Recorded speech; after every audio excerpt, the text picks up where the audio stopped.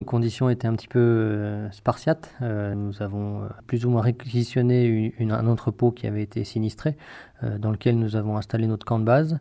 Nous étions couchés au sol. Notre fret n'étant pas arrivé, nos rations n'étaient pas là, et donc il a fallu que nous nous procurions également des denrées alimentaires, au même titre que la population. Mais bon, après on a vite repris la main et ça s'est bien passé. Alors justement, quelles ont été vos missions sur l'île? Dans un premier temps, nos missions étaient donc de procéder à la distribution de nourriture et de denrées alimentaires et de boissons également, puisqu'il n'y avait pas d'eau potable sur l'île. Ensuite, nous avons également procédé à du bâchage d'habitation et nous avons également ensuite monté des tentes pour les écoles.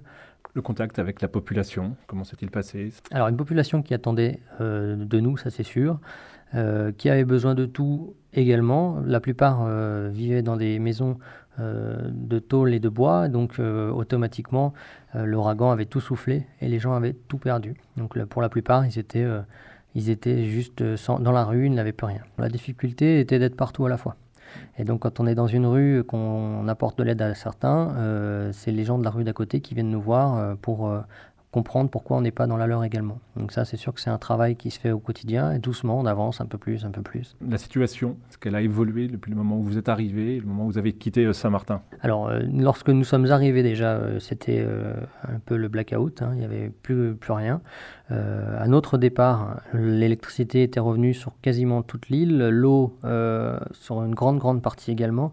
Les rues étaient nettoyées, les habitations ont commencé à être dégagées sur ces 15 jours de mission. On l'a vu avec les jours avançant que la situation commençait à redevenir normale.